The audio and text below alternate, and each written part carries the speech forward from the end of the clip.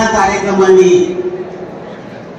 నిర్వహిస్తున్నటువంటి సందర్భంలో ఈ కార్యక్రమానికి ఆత్మీయ అతిథిగా విచ్చేసినటువంటి జిల్లా విద్యా శాఖ రథసారథి గౌరవనీయులు తమ స్థానాలు కోరుతున్నాను.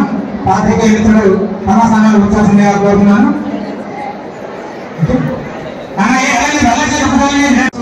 ఈ కార్యక్రమంలో పాల్గొనేసి కాబట్టి ఈ కార్యక్రమం నుంచి గౌరవనీయ శ్రీమతి మందాదేవి గారు సభాధ్యక్షులు తమకు పేర్కొనవలసిందిగా సహాయం చేసే వ్యక్తి జనంపల్లి అంజరెడ్డి గారు. ఊరకరారు మహానుభావులు అన్నట్లు ఈ రోజు కూడా మీకు తీసుకొని వచ్చారు డిజిటల్ మెటీరియల్ మాన్యువల్. అది మీకు అందరికీ అంతది బేట. మన హెచ్ఎల్ఎం నియోజకవర్గంలో ఉన్న అందరికీ అంతది. వారు సొంత డబ్బులతో ఇవ్వడం జరిగింది. గట్టిగా చెప్పండి, గట్టిగా చెప్పండి. 1 2 3 1 2 3 గట్టిగా గట్టిగా ఫోన్ చేసింది మీరు.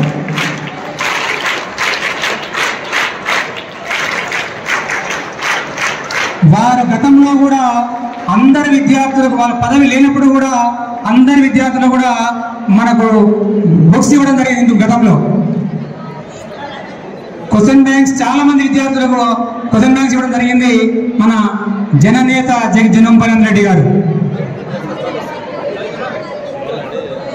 మన ముందుకు చప్పటాన్ని కొడదామన్నా ఒకసారి. 1 2 3 గట్టి కూడా గట్టి కొట్టాలి. ఇంత ముందు కూడా ఇంకొకటి ఇప్పుడు కూడా ఇంకోటి. మనకే వస్తున్నాయి బుక్స్. ఆల్ 10th క్లాస్ స్టూడెంట్స్కి వస్తున్నాయి బట్ ఆ బుక్స్ డిజిటల్ మాన్యువల్స్. అవి సారు మన కోసం ప్రింట్ చేయించినటువంటి పుస్తకాలు. ధన్యవాదాలన్నా. విద్యార్థి ఆయన సూచించింది, ఆయన చెప్పింది నాకు ఇట్లా డిజిటల్ కంటెంట్ ఇస్తున్నాము అంటే నేను ఒక డిజిటల్ కంటెంట్ చేస్తే మళ్ళా అందరి దగ్గర ఐఫోన్స్ కానీ స్మార్ట్ ఫోన్స్ ఉండాలి. మరి మీ దగ్గర స్మార్ట్ ఫోన్స్ ఉన్నాయా? స్మార్ట్ ఫోన్ అయితే నేను కొనేలేదు ప్రతి ఒక్కరు, కానీ తల్లిదండ్రుల దగ్గర అదే అడిగిన నేను. అన్న డిజిటల్ కంటెంట్ ఇస్తున్నారు, మన స్మార్ట్ ఫోన్స్ ఉండాలి కదా, స్మార్ట్ ఫోన్స్ ఉన్నాయి కదా, మనం ఆ వీడియో దాని తర్వాత వాళ్ళకి ఇంటర్నెట్ ఉండాలి కదా. అంటే ఈరోజు ప్రతి ఒక్క ఇంట్లో స్మార్ట్ ఫోన్ ఉంది, అందరికీ దాంతో వాళ్ళు చదువుకోవచ్చు అని చెప్పి కూడా చెప్పడం జరిగింది. ఎప్పుడైనా నేను బుక్స్ కొందాం అనుకున్నా. అందుకే మీ ఫీడ్బ్యాక్ కూడా నెక్స్ట్ టైంకి ఒకవేళ ఇక మెటీరియల్ డిజిటల్ కంటెంటా లేకుంటే లాస్ట్ టైం ఇచ్చినట్టు స్టడీ మెటీరియల్ అనేది మీరు డిసైడ్ చేసి చెప్పండి. మనం చెప్పినట్టు ఈసారి 4 బుక్స్ ప్రింట్ చేసినాము. 8th 9th 10th classes. So 10th classes board exams దగ్గర ఉంది కాబట్టి ఇమీడియట్ గా రేపు వాళ్ళందరికీ ఈ బుక్స్ పంపండి అని చెప్పి కూడా తెలియజేస్తూ మరొకసారి మీరు అందరికీ 10th క్లాస్ మీకు అందరికీ all the best. Me future బాగుండాలి, ఎగ్జామ్స్ బాగా రాయండి. దాని తర్వాత మళ్ళీ ఇంటర్ ఉంటుంది, మళ్ళీ అప్పుడు కూడా వస్తాను. దాని తర్వాత మళ్ళీ ఇంజనీరింగ్ డిగ్రీ చదువుతుంది, అప్పుడు కూడా మీతో ఉంటాను. దాని తర్వాత మీకు మంచి ఉద్యోగాలు వస్తాయి. మీరు మీ తల్లిదండ్రులు బాగా చూసుకోవాలని చెప్పి కూడా మీకు తెలియజేస్తూ మీకు ధన్యవాదాలు చెప్తున్నాను. క్లాస్ నుంచి మీరు స్కూల్ పోయి కింద కూర్చొని చదువుకున్నారు, బెంచ్లు కూడా లేవు, బోర్డులు లేవు. బట్ ఇప్పుడు స్కూల్ యూనిఫామ్స్ కూడా మన ప్రభుత్వం వచ్చిన తర్వాత అప్పుడు జూన్లోనే మీకు జత కూడా ఇవ్వడం జరిగింది. వచ్చేసరికి కూడా shoes, bag, water bottles first class నుండి మీకు అందరికీ నా సొంతంగా నేను ఇస్తానని చెప్పి తెలియజేస్తున్నాను. ఇవి ఎందుకు ఇస్తున్నానంటే కొంతమంది పైసలు ఉన్న వాళ్ళు ప్రైవేట్ స్కూల్స్ పంపిస్తున్నారు. ఇంకా ప్రైవేట్ స్కూల్ అంటే లక్షలలో తీసుకుంటారు. మళ్ళీ వాళ్ళకి మీకు డిఫరెన్స్ ఏముంది? యూనిఫామా, స్కూల్ క్లాస్ రూమ్సా, బెంచులా, ఫ్యాన్స్ ఉన్నాయా, గ్రౌండ్ ఉందా? ఇంకా డిఫరెన్స్. టీచర్స్ అయితే మన దగ్గరనే మంచి టీచర్స్ ఉన్నారు కదా, కాబట్టి ఆ ఇన్ఫ్రాస్ట్రక్చర్ స్కూల్ బిల్డింగ్ కి కానీ కాంపౌండ్ వాల్ కానీ మీకు బెంచెస్ కానీ ఇవన్నీ ఇప్పించే బాధ్యత మాది, చదువుకునే బాధ్యత మీది. ఇప్పుడు కానీ మీరు చదువుకోకుంటే కొంతమంది చెప్తుంటారు, నేను చదువుకోలేదు, నేను పైసలు సంపాదించిన. పైసలు ఒక రోజు ఉంటే ఒక రోజు పోతే దానికి తెలివి ఉంటే చాలు. కానీ ఆ తెలివి ఎక్కడి నుంచి వస్తుంది? బాగా చదువుకుంటే మీకు ఖచ్చితంగా మీకు సాగుతూనే ఆ చదువు పోతుంది. కానీ పైసలు ఉంటే పక్కన ఎవరైనా ఎత్తుకుపోతారు, మోసం చేసి కూడా ఎత్తుకుపోతారు, కూడగొట్టుకుంటారు. కానీ చదువు మాత్రం మీరు ఎప్పుడు కూడగొట్టుకోలేరు. మీరు మంచిగా చదువుకోండి, బాగా చదువుకొని మంచి పేరు తీసుకురండి. నాకు ఒకటే నా ఒక కళ, మన జడ్చల నియోజకవర్గం నుండి అందరూ బాగా చదువుకొని మంచి ఉద్యోగాలు చేసి మంచి పేరు తెచ్చుకొని తల్లిదండ్రులను బాగా చూసుకుంటే అది ఒక్కటి నాకు చాలు. ఇంకా అంతకన్నా మించింది ఏది అడగండి. వాళ్ళని రిక్వెస్ట్ చేసేదానికి ఆ మీటింగ్ పెట్టుకోవచ్చు. గతంలో ఎవరు కానీ వెళ్ళి స్కూల్ పిల్లలకి చేయాలి, మాకు నిధులు కావాలని చెప్పి ఎవరు అడగలే. ఎవరు పోయినా మా ఇంటికి ఏమి ఇస్తారు, మేమొస్తే మా ఇంటికి ఏమి వస్తారు, మా ఇంటికి వస్తే కూడా మా ఇంటికి ఏమి వస్తారు అని చెప్పి పనిచేసే రాజకీయ నాయకులు ఉన్నారు. కానీ మన సొంత నియోజకవర్గం జడ్చల నియోజకవర్గంలో మన పిల్లల కోసం అడిగింది ఎవరు లేదని చెప్పి మీకు తెలియజేస్తాను. కానీ నేను మీకు ఒక అన్నలాగా మీ తల్లిదండ్రులు ఓటేసి నన్ను గెలిపించినారు. మీకోసం ఖచ్చితంగా నిధులు తీసుకొస్తానని చెప్పి కూడా మీకు తెలియజేస్తాను. 10th క్లాస్ ఎగ్జామ్ ఇది మన బునియాద్ అన్నట్టు. ఫస్ట్ నుంచి 9th క్లాస్ చదువుకుంది వేరు. 10th క్లాస్ బోర్డ్ ఎగ్జామ్ తర్వాత మీ ప్రొఫెషన్ ఏందనేది కూడా మీరు నిర్ణయించుకుంటారు. ఒకవేళ ఇంజనీరింగ్ కావాలన్నా కానీ ఎంపీసీ, డాక్టర్ కావాలంటే బైపీసీ, సిఈసి కానీ ఇలాంటి సబ్జెక్ట్స్ మీరు సెలెక్ట్ చేసుకొని నెక్స్ట్ మీ ప్రొఫెషన్ ఏం చేయాలనుకునేది కూడా ఈ 10th క్లాస్ ఎగ్జామ్స్ తర్వాతనే మీరు నిర్ణయిస్తారు. నేను కూడా ఐసిఎస్సి స్టూడెంట్. నేను 10th class ICSC board exams రాసిన. దాని తర్వాత నేను ఎంపీసీ తీసుకున్న తర్వాత ఒక కంప్యూటర్ సైన్స్ ఇంజనీరింగ్ చదువుకున్నాను. కానీ అప్పుడు ఎప్పుడు ఇంట్లో ప్రెషర్ ఉండేది. అప్పుడు కంప్యూటర్ సైన్స్ బాగుంది కాబట్టి కంప్యూటర్ సైన్స్ చేయమని చెప్పి తల్లిదండ్రులు ఒత్తిడి తీసుకొచ్చారు. ఈ ఏజ్ లో మీరు నిర్ణయించుకోవాలి మీకు ఏం కావాలనుకునేది. మీరు తల్లిదండ్రులను ఒప్పించుకొని మీరు మంచి చదువుకోవాలని చెప్పేసి మీరు నిర్ణయించే సమయం ఇది. ఎవరి ఒత్తిడితోని వాళ్ళు చెప్పిందని వీళ్ళు చెప్పిందని చదువుకుంటే రేపు ఫ్యూచర్ కూడా అలాగనే ఉంటది. కొంతమంది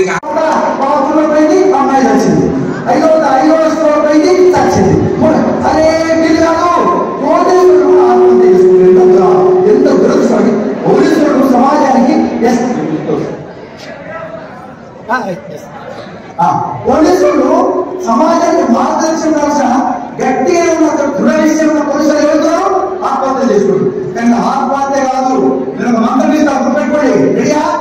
రామాయణంలో ఆత్మహత్య చేసుకోవాలంటే ఎవరు చేసుకోవాలి? సీతమ్మ చేసుకోవాలి. ఎందుకు? రావణుడు తీసుకుపోయాడు భర్త తాను పదవి ప్రేమించిన భర్తను దూరమైంది అనుకున్నారు ఎప్పుడన్నా? అదే రావణ అమ్మని వచ్చి అమ్మాయిని తీసుకెళ్తాంటే వద్దు నాయన వద్దు లెట్టింటాం అని హీరోయిజం నిరూపించుకొని మీరు ముక్కలు సంఖ్యాన్ని తీసుకోవాలి. అది వీళ్ళతో అదేనా? సో మీకు మొన్న చెప్పి అందాలి కదా. ఎప్పుడైనా మనకు ప్రాబ్లమ్స్ వచ్చి ఒక ఫెయిల్యూర్ వచ్చింది లైఫ్ లో, ఎంత పెద్ద ఫెయిల్యూర్ కానీ ఏమనుకోవాలి? సో అనండి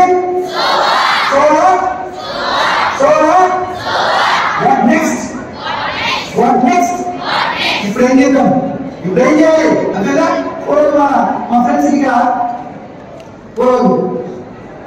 భారతదేశంలో ఖర్చు లేకపోతే ఖర్చు మొబైల్ వచ్చింది. మొబైల్ లేకపోతే గుండె ఇంకా పెట్టండి. ఓకేనా? ఒకసారి ఖర్చు రుచి ఉండదు. అదే ఒకసారి ఖర్చు బలి ఉండే రుచి ఉండదు. కాలేజ్ వెళ్ళాలి బలి లేదా? అరే ఇండియన్ నుంచి బలి లేకుండా కాలేజ్ పెట్టుకోవాలి. అయితే సీఎం పెట్టారు సెలవు పెట్టారు. బలి లేకుండా ఎలాంటి కాలేజ్ అదే సోమా బలి లేకపోతే గాలి నడుస్తుంది. అదే బలి కావాల్సిన కడ్డారు అందరూ ఉండదు. Enjoy the scene. అర్థమైందా? ప్రతి కూడా యాక్సెప్టెన్స్ జరుగుతున్నారు. దానికి గుర్తుపెట్టుకోండి. సో వాటిని నేను ఒక సబ్జెక్ట్ లో ఒక మంచి లెసన్ నేర్చుకోవచ్చు. ఇప్పుడు బ్యాట్స్మెన్ అనుకోండి, బ్యాట్స్మెన్ బ్యాటింగ్ చేస్తాడు చేస్తారా? చేసినప్పుడు ఆయన దృష్టంతో ఎక్కడ ఉంటుంది? లేదు మా చిన్న మమ్మీ చూస్తున్నా లేదా చూస్తున్నా కదా ఎక్కడ దృష్టి? మన లక్ష్యం అంతా మన దృష్టి ఎక్కడ ఉండాలి? మన గమ్యం మీదే ఉండాలి, మన లక్ష్యం మీదే ఉండాలి. ఒకటి. రెండు, ఒకవేళ బాల్ వస్తే కొట్టకుండా మిస్ అయింది అనుకోండి, మిస్ అయితే మళ్ళీ బాల్ వేస్తుంది ఒకరోజు. మిస్ అయితే కదా అని నిలబడతారా? ఆ పోయిన బాల్ గురించి ఆలోచిస్తారా? అదే మళ్ళీ బాల్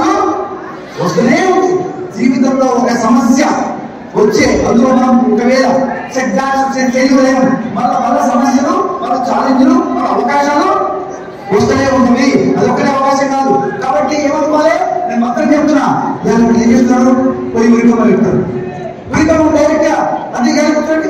చదువులో నిజంగా ఉరికమ్మలు ఎక్కాలంటే, నిజంగా ఆత్మహత్య చేసుకోవాలంటే మహాభారతం తీసుకుంటే ఎవరు ఆత్మహత్య చేసుకోవాలి చెప్పండి? మహాభారతంలో ఒకవేళ మన ఇతిహాసంలో బ్యూటిఫుల్ లెసన్స్ ఉంది. ఎవరు ఆత్మహత్య చేసుకోవాలి చెప్పండి? మహాభారతం ఎవరు చేసుకోవాలి? మహాభారతం రిసర్చ్ చేసుకోవాలి. రిసర్చ్ ఎవరు చేసుకోవాలి? ద్రౌపది చేసుకోవాలి. ఎందుకు?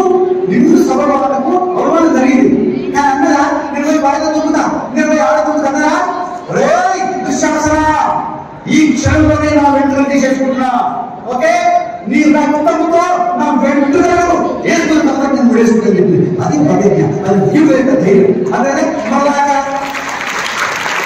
ప్రైవేట్ కాలేజీలో వాళ్ళు మోటివేట్ చేస్తారు అండ్ మీకు చెప్తారు. దెన్ ఇది మీరు ఇంట్లో కానీ స్కూల్లో కానీ మీరు ప్రాక్టీస్ చేయాలి. To practice follow preparation, practice, revision ఇంత చేసుకుంటూ ఒక ప్లాన్ ఆఫ్ యాక్షన్తో టార్గెట్ ఎంత పర్సంటేజ్ మనం అచీవ్ చేయాలి. ఇది ఒక టార్గెట్. యాక్చువల్గా ఇప్పుడున్న ఎస్ఎస్సీ ప్యాకేజ్ ప్రకారం మనకు గ్రేడింగ్ గ్రేడింగ్ ఉంది. సో సబ్సిక్వెంట్ ఇయర్ నెక్స్ట్ ఇయర్కి ఇది లేదు. ఈ గ్రేడింగ్ అనేది తీసేసిన ఒకటి మార్క్స్ ఉంటాయి. సో అది 9th క్లాస్ వరకు నెక్స్ట్ వచ్చిన. సో ఈ గ్రేడింగ్ అనేది ఇప్పుడు ఉంది కాబట్టి కొద్దిగా కష్టపడతాయి. కొద్దిగా కష్టపడితే 10 out of 10 లేదు. ఇంకొంచెం మనం 50 to 60% మనం ఉన్నాం అనుకుంటే ఏం వర్క్ 100%, ప్రిపేర్ వర్క్ 200%. సో ఇక్కడ అవుట్ ఆఫ్ సిలబస్ అంటే ఏ క్వశ్చన్ రాదు. అంతా మనం చదివింది 10th. ఈరోజు సడన్గా మన 10th రాలేదు. ఫస్ట్ క్లాస్ నుండి చదువుకుంటూ 10th క్లాస్ వస్తుంది. సో పార్ట్ ఆఫ్ మన ఫస్ట్ సెకండ్ అన్ని క్లాసెస్ కూడా ఎగ్జామినేషన్ వచ్చినాక ఫైనల్ ఎగ్జామినేషన్ మనకి ఎస్ఎం ఉంటుంది, ఎస్ఎల్ ఉంటుంది, అసైన్మెంట్ స్లిప్ చేసుకుంటే. So first self analysis, then ఆ గ్యాప్స్ ఒకసారి మళ్ళీ రివైజ్ చేసుకోవాలి. రివిజన్ స్పెషల్ క్లాసెస్ ఆల్రెడీ జరుగుతున్నాయి స్కూల్లో. సో మీరు కూడా ఇప్పుడు ఖచ్చితంగా ఇంటికి పోయిన తర్వాత కొంచెం టైం కేటాయించి ఖచ్చితంగా ఖచ్చితంగా మీరు ఏ సబ్జెక్ట్లో మనం ఎక్కడ ఎంత సిలబస్ మనకి ఎక్కడ గ్యాప్స్ ఉంటాయి. ఆ గ్యాప్స్ మనం ఎట్లా ప్రిపేర్ కావాలి, మనం ప్రిపేర్ చేసుకున్నాం. మీకు ఏమైనా డౌట్స్ ఉన్నాం, స్కూల్లో టీచర్స్ అందరూ ఇక్కడ ఉన్నారు కాబట్టి, హెడ్ మాస్టర్స్ ఇక్కడ ఉన్నారు కాబట్టి, సో వాళ్ళందరూ కూడా నేను రిక్వెస్ట్ చేస్తున్నాను. వాళ్ళు మీకు అందుబాటులో ఉంటారు స్కూల్లో. సో మీరు వాళ్ళు అడగండి. మీకేమైనా డౌట్స్ ఉన్నా కూడా పర్టికులర్ చాప్టర్ కానీ, పర్టికులర్ యూనిట్ కానీ, పర్టికులర్ సబ్జెక్ట్ కానీ మీరు అడిగి వాళ్ళతో క్లారిఫై చేసుకోండి. ప్రిపేర్ అయ్యి రెడీగా ఉంటారు. సో ఈ ప్లాట్ఫామ్ వచ్చేసి మీకు ఎందుకోసం అంటే మీకు మోటివేషన్. ఈ సబ్జెక్ట్లో మన సబ్జెక్ట్ ఇప్పుడు చాలా మంది వచ్చినారు, వాళ్ళందరూ కూడా కృష్ణ గారు, మన ఎస్ఐ శివానంద్ సార్, మన ఎస్ఐ శివానంద్ సార్, మన ఎస్ఐ శివానంద్ సార్, మన మార్కెట్ కమిటీ చైర్. మద్యపానం, ధూమపానం ఆరోగ్యానికి హానికరం మరియు క్యాన్సర్కు కారకం. Cigarette smoking and alcohol consumption are injurious to health. It causes cancer. Tobacco use leads to cancer, heart